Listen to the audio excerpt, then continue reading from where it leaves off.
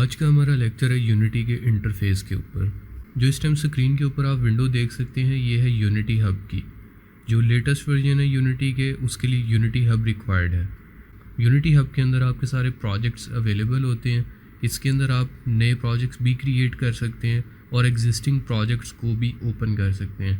हर project के आगे उसकी डिटेल्स मेंशन्ड है, जैसे यूनिटी किस वर्जन के अंदर ये लास्ट प्रोजेक्ट ओपन हुआ, टारगेट प्लेटफॉर्म इसका क्या था, एंड्रॉयड था या विंडोज़ था, लास्ट मॉडिफाइड कब था कि कितनी देर पहले इसको मॉडिफाई किया गया। यहाँ से अब सबसे पहले हम एक न्यू प्रोजेक्ट क्रिएट करते हैं। न्यू के ऊपर मैंने क्लिक किया। अब यहाँ आपके पास काफ़ी किस्म की ऑप्शंस हैं, 2D प्रोजेक्ट, 3D और 3D with extra. Different templates आपके पास ऑलरेडी अवेलेबल हैं। इस जगह से आप अपने प्रोजेक्ट का नाम देंगे, जैसे कि इस प्रोजेक्ट का नाम दे देते हैं यूनिटी इंटरफेस। पाथ स्पेसिफाई करेंगे कि किस जगह पे हमने इसको सेव करना है। लोकेशन दें इसकी, like let me go to this location, Unity classes, और ये फोल्डर आपका यहाँ से सिलेक्ट हो गया। क्रिएट के बटन पे आप क्लिक करेंगे तो आपका यूनिटी लॉन्च होना शुरू हो जाएगा। For the first time it will take a while, कुछ टाइम ले सकता है। जब आप फर्स्ट टाइम प्रोजेक्ट को रन करेंगे या फर्स्ट टाइम प्रोजेक्ट को बिल्ड करेंगे तो ये कुछ टाइम ले सकता है।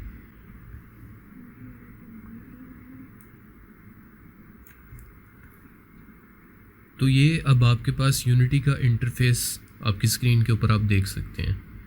डिफरेंट विंडोज़ हैं हमारे पास, जैसे कि मैंने आपको हेल्प फाइल भी प्रोवाइड की है। आप उसमें भी हर विंडो को डिस्क्रिप्टिवली आप उसको देख सकते हैं। इधर अगर आप देखें तो this is your inspector window. इसके अंदर जितनी भी प्रॉपर्टीज़ होंगी आपके गेम ऑब्जेक्ट्स की, वो यहाँ क्लियर नज़र आएंगी। हिरार्की में आपके सीन के अंदर जितने भी एलिमेंट्स हैं वो शो हो रहे होंगे। सीन के अंदर एक्चुअल वर्क आप सारा करेंगे। गेम टैब के अंदर गेम का एक्चुअल डिस्प्ले होगा। टॉप पे अगर आप देखें तो ये आपके पास टूल बार है। This is for play, this is for pause and this is for next frame.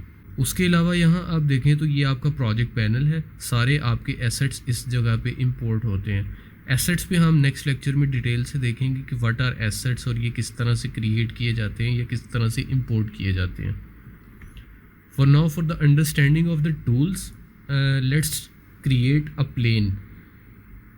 Create करने के लिए आप सिंपली अपने हिरार्की विंडो के अंदर राइट क्लिक करेंगे। राइट क्लिक करने के बाद यहाँ से आपके पास डिफरेंट ऑप्शंस हैं। जैसे 3D ऑब्जेक्ट के अंदर जाएं तो यहाँ आपके पास एक ऑप्शन है प्लेन। इसको सिंपली क्लिक किया और यहाँ आपके पास एक प्लेन क्रिएट हो गया। प्लेन की प्रॉपर्टीज़ आप इंस्पेक्टर विंडो से एडिट कर सकते हैं। जैसे कि यहाँ प्लेन का नाम है, इसको क्लिक करें और इसको आप फ्लोर कह दें, क्योंकि for the sake of this tutorial this is the floor. Enter, और इस जगह पे भी इसका नाम चेंज हो गया। स्केल आप इसका बड़ा करें।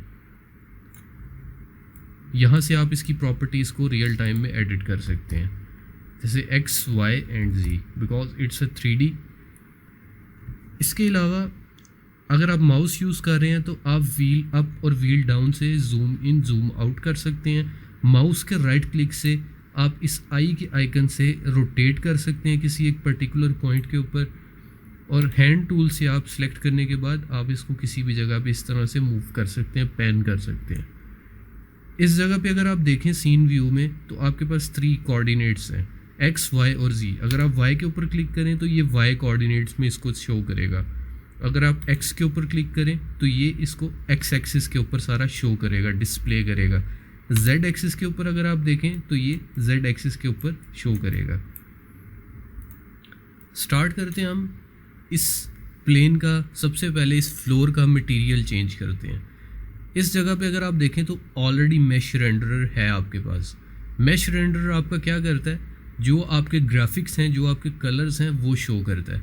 अगर मैं यहाँ से मैश रेंडरर को ऑफ कर दूँ तो ग्राफिक्स यहाँ से गायब हो जाएंगे, बट इसके कोलाइडर्स स्टिल अवेलेबल हैं। ये एक आप वायर फ्रेम देख सकते हैं जो कि स्टिल अवेलेबल है। ये शो करता है कि आपके सीन के अंदर स्टिल ये वाला एलिमेंट अवेलेबल है। यहाँ से मैश रेंडर को ऑफ करते हैं। इसमें कुछ मटेरियल्स हैं, इन पे हम डिटेल में बात करेंगे, लेकिन थोड़ा सा बेहतर बनाने के लिए इस एग्जांपल को यहाँ से मैं एक न्यू मटेरियल क्रिएट करता हूँ, create and go to material. Material का नाम दे देते हैं फ्लोर मटेरियल। यहाँ से इसकी हम एडिटिंग कर सकते हैं। इसका मेटेलिक मैं इसका फुल कर रहा हूँ, कलर यहाँ से इसका चेंज कर सकते हैं आप। Let's make it a little dark blue. ये करने के बाद आप वापस जाएं फ्लोर के ऊपर। ये आपका मटेरियल था, ये एक छोटा गोल डॉट है, इसके ऊपर अगर आप क्लिक करें तो आपका न्यू मटेरियल इस जगह पे पड़ा हुआ है जिसका नाम था फ्लोर मटेरियल। इसको अगर आप क्लिक करें तो फ्लोर मटेरियल आपका यहाँ अप्लाई हो जाता है। दूसरा तरीका ये है फ्लोर मटेरियल को अप्लाई करने का, किसी भी चीज़ को हायरार्की के अंदर, किसी भी चीज़ को इंस्पेक्टर के अंदर अप्लाई करने का। मटेरियल को आप ड्रैग करें और इस जगह पे आके ड्रॉप कर दें। यहाँ अब आप देख सकते हैं अपनी गेम व्यू के अंदर कि मटेरियल आपका जो प्लेन था, आपका फ्लोर था, वो एक डिफरेंट स्टाइल में आ गया। अब राइट क्लिक करके मैं एक और ऑब्जेक्ट क्रिएट करता हूँ, जैसे कि क्यूब। क्यूब को मैंने इस जगह पे प्लेस किया। अगर मैं डबल क्लिक करूँ तो क्यूब फोकस हो जाता है।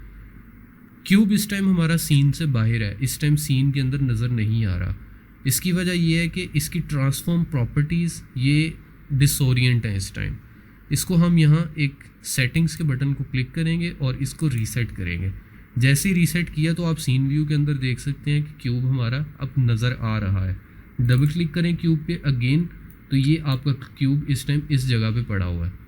एक्स एक्सिस पे क्लिक करें तो क्यूब हमारा इस फ्लोर से थोड़ा नीचे है, तो इसका मतलब है कि हमने इसको वाई एक्सिस में एडजस्ट करना है।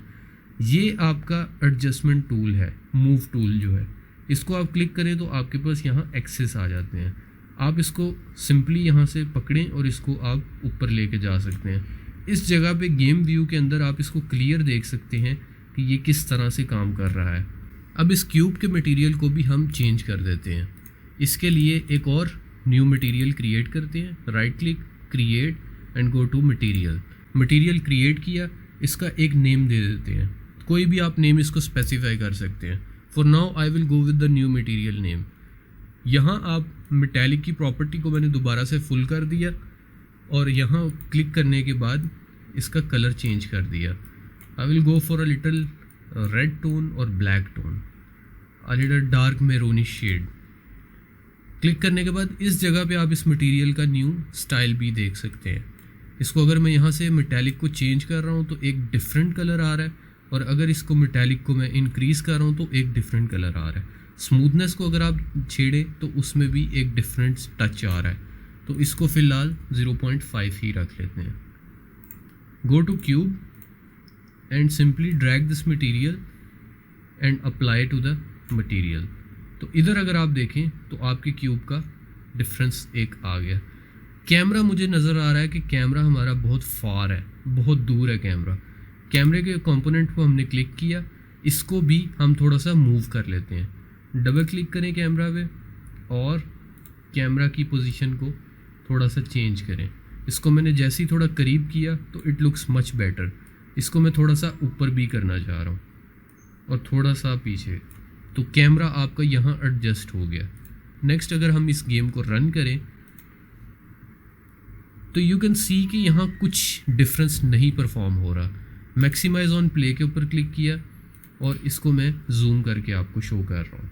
यहाँ आप देख सकते हैं कि कुछ नहीं हो रहा।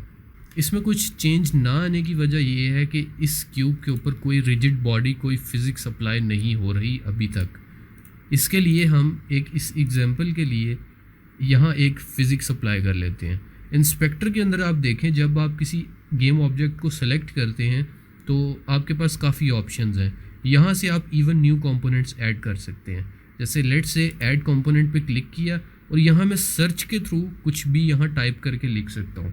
Late say I want to add a physics component that is called rigid body. यहाँ अगर आप देखें तो मैस भी है, आपके पास ड्रैग की ऑप्शन भी है, एंगुलर ग्रेविटी भी है, और आप ग्रेविटी को भी यूज़ कर सकते हैं। अगर ग्रेविटी आपकी चेक्ड है तो ये फिज़िक्स के रूल के मुताबिक नीचे ड्रॉप होगा इस प्लेन के ऊपर। अगर ग्रेविटी चेक नहीं है तो ये ऐसे ही हवा के ऊपर रहेगा। इसको हम यहाँ प्ले करके देखते हैं। You can see the difference कि क्यूब इंस्टेंटली फॉल हो जाता है आपके प्लेन के ऊपर। अब एग्जाम्पल को थोड़ा बेहतर करने के लिए एक और इस क्यूब का ही डुप्लीकेट कर लेते हैं। अगर आप क्यूब को क्लिक करें और कंट्रोल डी प्रेस करें तो ये इसका डुप्लीकेट क्रिएट कर देगा। इस क्यूब को हम इस क्यूब से पहले क्यूब से थोड़ा सा ऊपर ले जाते हैं और थोड़ा सा इसकी डायरेक्शन को भी चेंज कर देते हैं लाइक दिस। दोनों के ऊपर रिजिड बॉडी अप्लाइड है और अब अगर आप प्ले करें तो डिफरेंट आ जाएगा। देखिए फिजिक्स के रूल के मुताबिक इट्स फॉलिंग।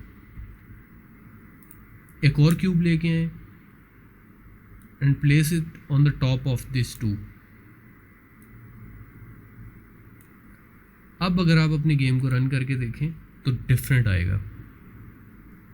ये फिजिक्स के रूल के मुताबिक सब चल रहा है।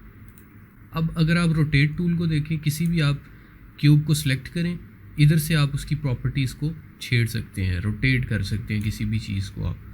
यहाँ आपके पास क्लियरली वायर फ्रेम्स अवेलेबल हैं रोटेशन के। अगर आप इनको पकड़ें और इस तरह से आप इनको किसी भी एंगल में चेंज कर सकते हैं। नोटिस करें कि यहाँ जब क्यूब को लेके आए तो क्यूब काफ़ी ब्राइट हो जाता है, काफ़ी शाइनी हो जाता है। इसकी वजह ये है कि आपकी यहाँ डायरेक्शन लाइट डायरेक्ट इफ़ेक्ट कर रही है। डायरेक्शन लाइट को भी हम अगर मूव करें थोड़ा तो डिफरेंस लेके आएगी। डायरेक्शन लाइट काफ़ी डिफरेंस क्रिएट करती है। लाइटिंग, फिज़िक्स, इन सब चीज़ों के ऊपर हमारी डिटेल में डिस्कशन होगी, डिटेल में लेक्चर होगा। ये वाला लेक्चर सिर्फ हमारा इंटरफेस के ऊपर फोकस कर रहा है कि आपने इंटरफेस से किस तरह से फेमिलियर होना है। आप यूनिटी के लेआउट को किसी भी तरह अपनी ईज़ के लिए चेंज कर सकते हैं। जैसे कि अगर मैं इसको गेम विंडो को ड्रैग करके किसी और जगह ले जाता हूँ, कहीं भी मैं इन चीज़ों को एडिट कर सकता हूँ। किसी भी तरह से मैं एक नई वर्क स्पेस क्रिएट कर सकता हूँ। सिर्फ ऐसी चीज़ जिसकी पोजीशन आप नहीं चेंज कर सकते, that is your tool bar. ये जो आपका टूल बार है, आप इसकी पोजीशन बिल्कुल चेंज नहीं कर सकते।